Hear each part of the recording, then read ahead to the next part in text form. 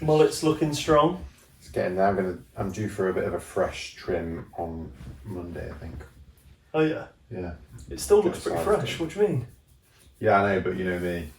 Or once every week. Once every week, but once every other week. Costs a fortune. Does it? But if you look good, you feel good, you perform well. Look good. Get fucked.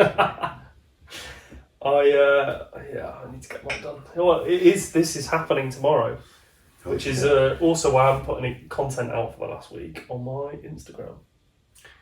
Because I look awful. And I'm like, it can wait till next week. You've got to keep the sex appeal up, haven't you? Absolutely. Right, so, welcome back to another episode of My Athletic Compendium. What are we talking about today? Creatine. Creatine, and why? Because it's a good one. Well, I think it's a good one anyway. What a good topic. Good topic, good supplement. I nearly call it a drug. It's not a drug. A good drug. It's not a drug. It's, what's it called? It's not banned by NCAA or the FDA. So it's good. It's legal for all of us athletes to take. So what do you know about creatine then? What's your experience with it? I feel like I know a decent amount about creatine because I researched it a lot. And I took it back when I was decent at rugby. And it worked a dream. It does. It really worked a dream because I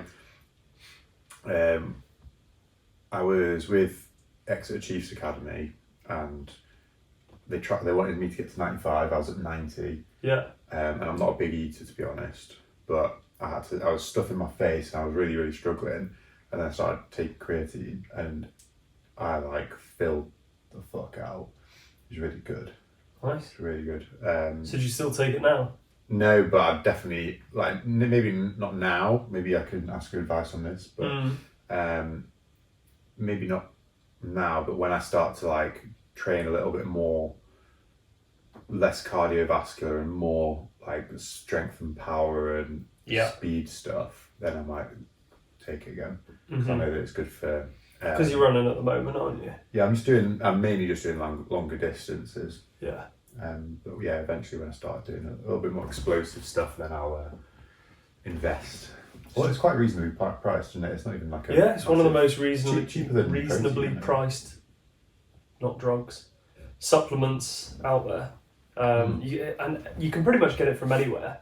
Yeah. I mean, you should get it from a reputable source, but you know, most places like My Protein, bulk powders, all of that kind of stuff is absolutely fine. You don't need to go wild and spend too much money on it. It's just a pure ingredient, isn't it? It's not like anything. It's just creatine. Is that right?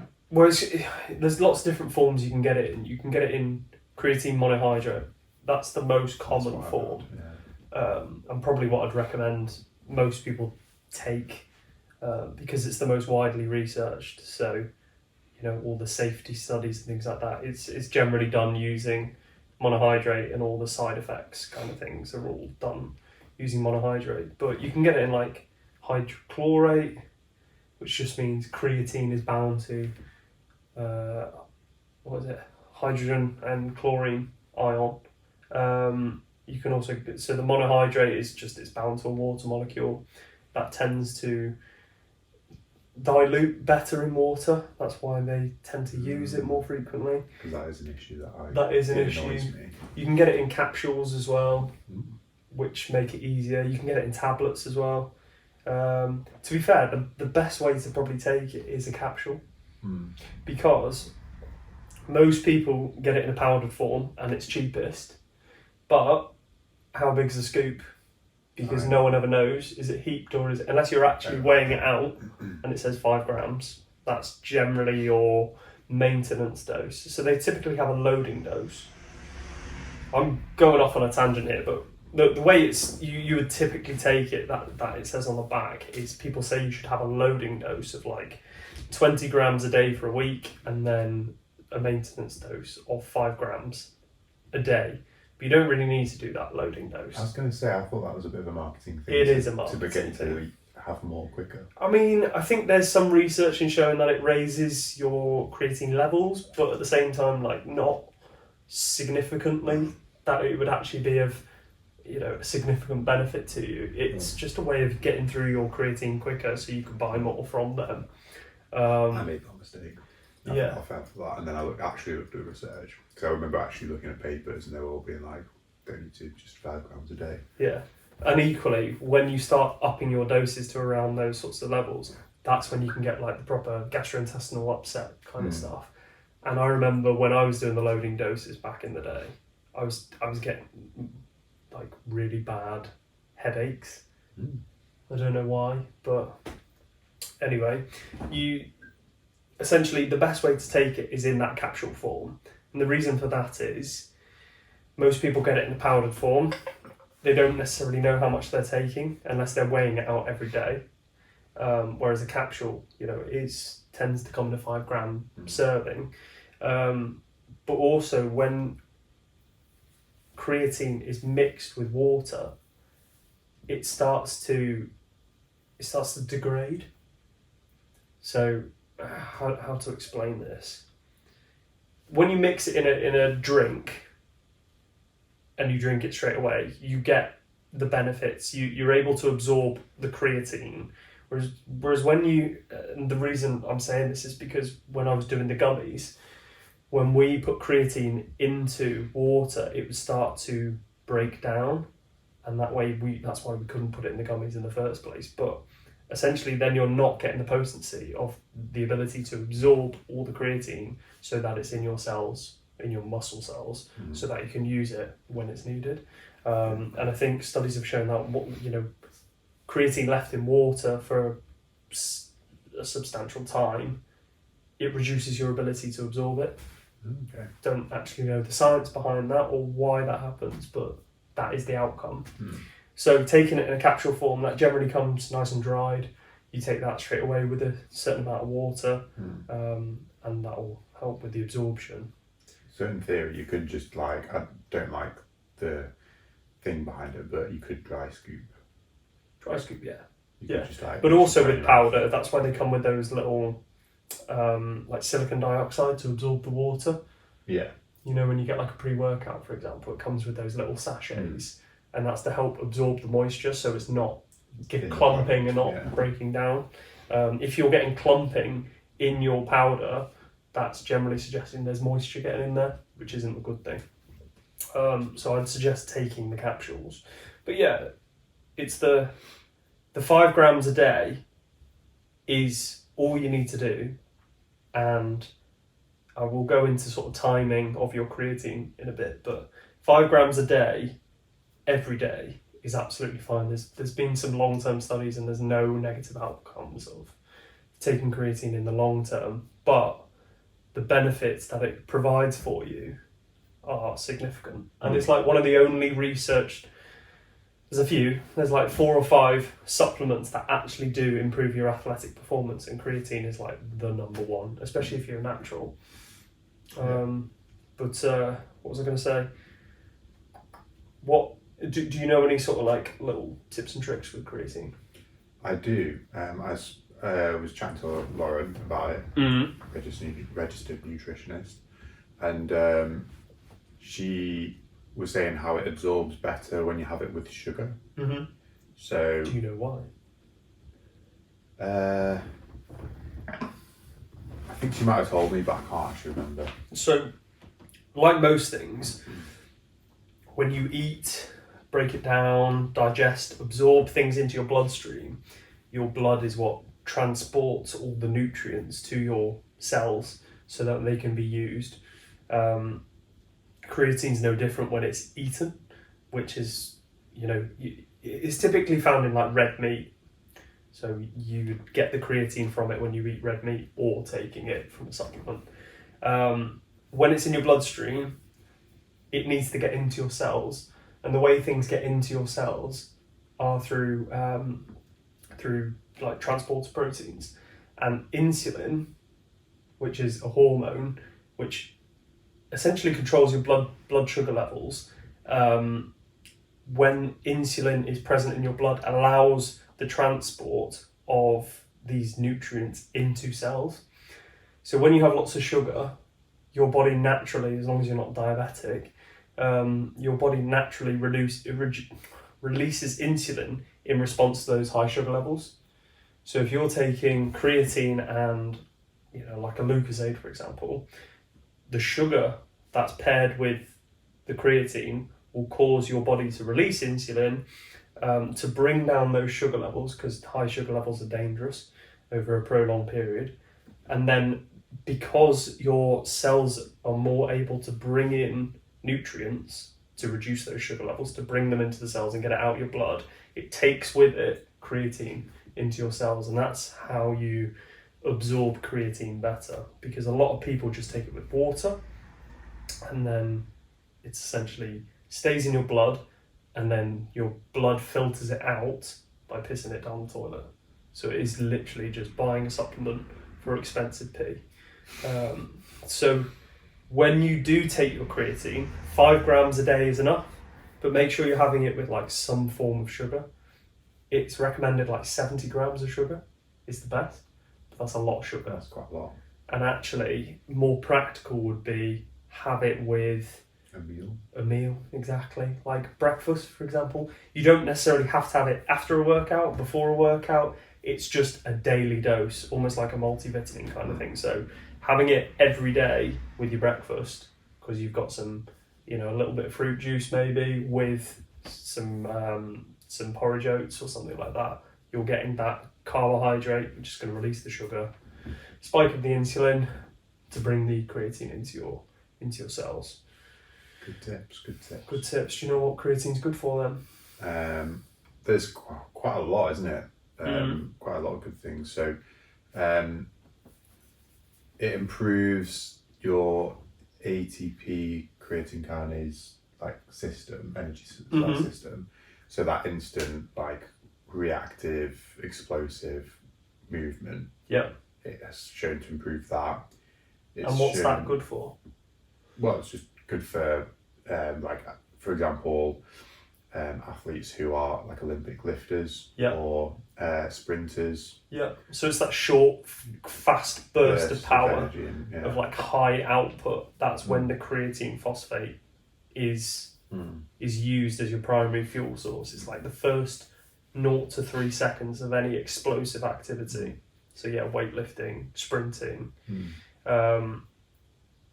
When you load up your muscles, because creatine is generally stored in skeletal muscles, you have a greater store of creatine, which means that the creatine phosphate system, which we've discussed in Energy, if you haven't read that, listen to it, or watched it, go back to that.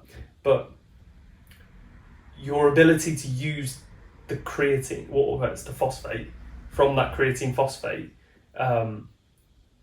is much higher, and it's much more prolonged. So just as an example, if you're sprinting and we said the first 3 seconds of your creatine phosphate system, if you've got more phosphate creatine in your muscles, that's more like 0 to 5 seconds rather than 0 to 3, which means you're not using a different form of energy, glycolysis, to provide you with that energy for the rest. And if you're only sprinting for sort of 9 seconds because you're an Olympic athlete, then that's the large percentage of your actual run. So it's really good for those high output. It's also been shown to increase on rep max and any other sort of strength, so 3 rep max, 5 rep max. It's also been shown to improve anaerobic capacity.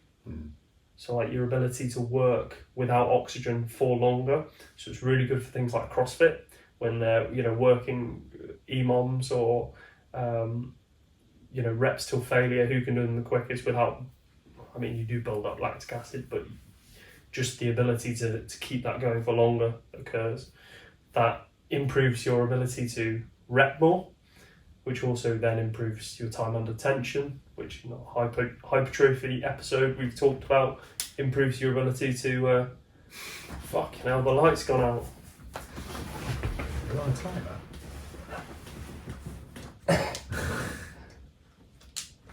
Technical difficulties. Hypertrophy. Yeah, so that time under tension allows you to actually build more muscle. So there's loads of different ways creatine like affects your ability to lift more. So it's able to lift heavier. You're able to lift heavier for more, which improves your time under tension, which improves the load volume that we've all discussed. It also, so that's improving like the hypertrophy effect of the muscle. You can tell I'm getting quite into this. But also it has like an osmotic effect. So there's different ways it works in that aspect. Because there's a higher concentration in your muscles, in your skeletal muscles, it draws more water into your muscles, and that's why people tend to look more full in naturally just bigger, because their muscles are more full of water, as you want to say it. But also that improves your ability to like get the pump when you're doing more reps, which then improves people's like perceived exertion, so that they can almost lift more as well. But also then they're looking bigger and they've got more water, so that's why weight tends to go up as well. Yeah, my weight went up by about 5 kilos. Bloody hell. Quite a lot. Not obviously in what sort of period? Directly. I couldn't remember, to be honest. This was years ago, but it wasn't obviously directly. I was changing my diet a little bit. I was eating a little bit more, but it definitely had a significant effect. Yeah. It reacted really, really well with me, and that's why I want to take it again. But I definitely felt the effects of it. Yeah. It was noticeably different. I think when I was younger and I wanted to take it, it was one of those supplements that I was really concerned, because you are at that age, you want to improve your athletic performance, you want to look bigger, you want to be stronger, you want everything, but you also don't want to mess up your body. And I think there was a lot, especially back then when it was less research, when I was getting into it, maybe like 17, so we're talking 10, 11 years ago. There was some research that came out and said it was like damaging to your kidneys. And now that's been disproven, because creatine, when it is broken down by your body, it's broken down into creatinine. They're two different things, but by taking creatine, you almost increase your creatinine levels in your urine. And urologists use that marker as they use it in ratios to determine how your kidneys are functioning. So if they don't know you're taking something exogenously, which means via a supplement, then essentially your creatinine levels have gone up. They don't know why, and they think you've got kidney damage, when actually it's just because you've taken a supplement. I think I went for a test back when I was at uni and I was taking it at the time, and they thought I had kidney damage, and then when I explained that I'm taking it, it factored in, it was fine. But it doesn't cause kidney damage. There's been a lot of research about that. It's one of the most tested supplements, and it has been tested in the short term and long term, and actually it's been shown that you can take it over a sustained period without having to take a break. So it's one of those supplements that actually does work, and it's safe to do so. So I suppose it's like having a vitamin D tablet. It's not something you should just take continuously. Yeah. I mean, the upper limits of vitamin D are absolutely staggering. You could take a small vitamin D tablet every day and be fine, and it would probably be better for your cognitive mood and your bone health and things like that. But anyway, that's for another day. That's vitamin D. That's vitamin D. Yeah. Also, did you know creatine has massive effects on your cognitive health? I can bet that, yeah. I can bet that. Yeah, no, it's again, more studies have shown that your cognitive mood, your cognitive function, and your like performance on certain tests all better if you're taking creatine. And I think this was done in non-athletes, almost as like a nootropic for just studious people, but it has been shown to improve your cognitive function and all those other things I've just said. So it's not just about improving your athletic performance, but it will actually have a knock-on effect on your day-to-day life. So we're not even sponsored by anything, but you know, plug in the old creatine train. I'm gonna get back on it, to be fair. Sure. I've got a big old tub out there, but stupidly I left it in a tub that's got water in it, so I need to get some new stuff. But yeah. Next episode we're gonna be you won't even fit on this couch next episode. Well, I don't feel like I can after that holiday, but hey ho. All done? I think so. Yeah, I really rated it. I'm going to get back on it. Yeah. Get on the swole train. Get on the swole train. Right. See you next week. Take care. Arrivederci. Arrivederci.